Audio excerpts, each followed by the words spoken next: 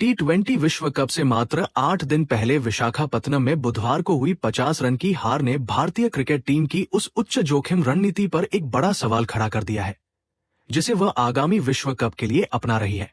ये हार सीरीज के परिणाम को तो नहीं बदल सकती, लेकिन इसने उन कमजोरियों को बेहद साफ तरीके से उजागर कर दिया है जिन्हें पिछली जीतों ने ढक रखा था।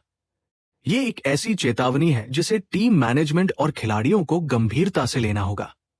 न्यूजीलैंड के खिलाफ 4 मैचों की इस सीरीज के हर एक पावर प्ले में भारत ने शुरुआती विकेट गंवाए हैं। ये कोई संयोग नहीं, बल्कि एक चिंताजनक पैटर्न है जो टीम की आक्रामक शुरुआत की रणनीति पर सवाल खड़े करता है। हरभजन सिंह जैसे अनुभवी विशेषज्ञों ने लगातार कहा है कि शुरुआती ओवरों में नियंत्रण शुरू से ही हर गेंद पर हमला बोलने से कम महत्वपूर्ण नहीं है। उनका तर्क है कि पावर प्ले में विकेट बचाना कभी कभी तेज रन बनाने से भी ज्यादा महत्वपूर्ण हो सकता है, क्योंकि ये मध्य और अंतिम ओवरों में आक्रमण के लिए आधार तैयार करता है। विशाखापत्तनम में ये रणनीति पूरी तरह विफल रही जब टीम 82 रन पर 5 विकेट खो बैठी थी। 5 विशेषज्ञ गेंदबाजों की रणनीति न तो रन रोक पाई और न ही मध्यक्रम के लिए कोई सुरक्षा कवच बना पाई। यह दर्शाता है कि केवल आक्रामकता पर निर्भर रहना विश्व कप जैसे बड़े टूर्नामेंट में जोखिम भरा हो सकता है। 4 पारियों में मात्र 40 रन बनाकर उनका संकट गहराता दिख रहा है। नागपुर, रायपुर, गुवाहाटी और अब विशाखापत्तनम, अलग अलग मैदान, लेकिन एक ही कहानी। सैमसन की हालिया TBC इतिहास एक जटिल कहानी बयां करता है। हालांकि पिछले 20 पारियों में 3 शतक और एक अर्धशतक उनकी क्षमता को दर्शाते हैं, लेकिन विश्व कप से ठीक पहले फॉर्म का गायब होना चिंता का विषय है।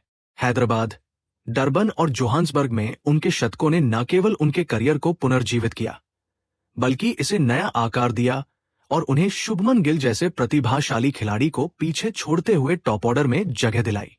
लेकिन विश्व कप के नजदीक आने के साथ उनकी बल्लेबाजी की खामोशी जोर पकड़ती जा रही है। ये सवाल उठना स्वाभाविक है कि क्या फॉर्म में गिरावट के इस दौर में टीम प्रबंधन उन पर विश्वास जारी रखेगा या फिर किसी अन्य खिलाड़ी को मौका देगा।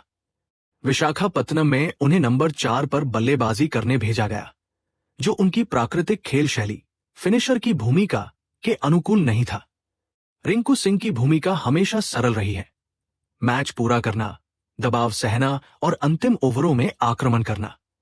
इस प्रयोग से ये सबक मिला है कि निर्णायक क्षणों में योजना से भटकना महंगा पड़ सकता है। रिंकू का मूल्य निश्चितता में निहित है, प्रयोग में नहीं। ये उम्मीद की जा रही है कि तिरुवनंतपुरम में भारत उन्हें परिचित क्षेत्र निचले क्रम में वापस लाएगा।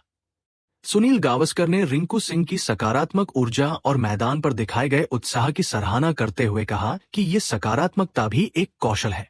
टीम के मनोबल, एक दूसरे को प्रोत्साहन और मुश्किल समय में भी सकारात्मक रवैया बनाए रखना एक विजेता टीम की महत्वपूर्ण विशेषता होती है।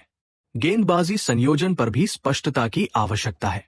कुलदीप यादव और वरुण चक्रवर्ती मुख्य स्पिन जोड़ी बने हुए हैं, लेकिन रवि बिश्नोई के प्रदर्शन में उतार चढ़ाव दिखा कि फॉर्म और परिस्थितियां कितनी तेजी से बदल सकती है। विश्व कप में टीम प्रबंधन को ये निर्णय लेना होगा कि क्या वे इन दोनों स्पिनर्स के साथ जाएंगे या फिर फॉर्म और परिस्थितियों के अनुसार बिश्नोई को मौका देंगे। ये निर्णय टीम की सफलता के लिए महत्वपूर्ण हो सकता है। फील्डिंग के मामले में न्यूजीलैंड ने भारत से बाजी मार ली, जिन्होंने हर अर्धअवसर को पूरे अवसर में बदलकर मैच पर दबाव बनाए रखा। फील्डिंग अक्सर वह अनदेखा पहलू होता है जो मैच के परिणाम तय करता है। न्यूजीलैंड की फील्डिंग ने दिखाया कि कैसे अतिरिक्त रन बचाना और रन आउट के अवसर बनाना मैच की दिशा बदल सकता है।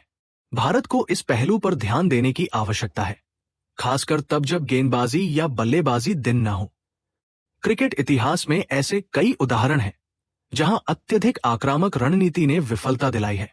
2016 T20 विश्व कप में भारत की सेमीफाइनल में हार आक्रामकता और स्थिरता के बीच संतुलन न बना पाने का एक उदाहरण है। वहीं 2021 T20 विश्व कप में ऑस्ट्रेलिया की जीत इस बात का प्रमाण है कि सही समय पर आक्रमण करना और सही समय पर स्थिरता बनाए रखना कितना महत्वपूर्ण है। वर्तमान भारतीय टीम के पास 2007 और 2023 T20 विश्व कप जीतने वाली टीमों से सीखने का अवसर है। उन टीमों ने भी आक्रामकता दिखाई, लेकिन उन्होंने स्थिति के अनुसार अपनी रणनीति बदलने की क्षमता भी दिखाई। विशाखापत्तनम मैच के बाद विभिन्न क्रिकेट विश्लेषकों और पूर्व खिलाड़ियों ने अपनी राय रखी है। अधिकांश का मानना है कि भारत को आक्रामकता और स्थिरता के बीच संतुलन बनाना होगा। कुछ विशेषज्ञों का तर्क है कि हार हमेशा बुरी नहीं होती। कभी कभी ये टीम को उसकी कमजोरियों से रूबरू कराती है और सुधार का अवसर देती है। विशाखापत्तनम की हार को इसी नजरिए से देखा जाना चाहिए, एक सीख के रूप में, न कि केवल एक हार के रूप में। विशाखापत्तनम की हार भारत के लिए एक टाइम आउट के समान है। यह एक स्पष्ट संदेश है कि विश्व कप सिर्फ आक्रामक इरादों से नहीं जीते जाते। कभी कभी पीछे हटकर फिर से तैयारी करने और दिखावे पर स्पष्टता को चुनने से भी जीत मिलती है। विश्व कप की दहलीज पर खड़ी टीम भारत के लिए यह सही समय है अपनी रणनीति पर पुनर्विचार करने और उन मूलभूत त्रुटियों को सुधारने का जिन्हें इस हार ने बेनकाब कर दिया है। टीम को यह तय करना होगा कि क्या वो अपनी उच्च जोखिम रणनीति जारी रखेगी या फिर इसमें संशोधन करेगी।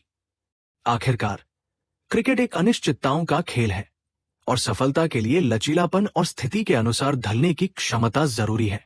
विशाखापत्तनम की हार को अगर सही नजरिए से देखा जाए तो ये भारत के लिए विश्व कप जीतने की दिशा में एक महत्वपूर्ण कदम साबित हो सकती है।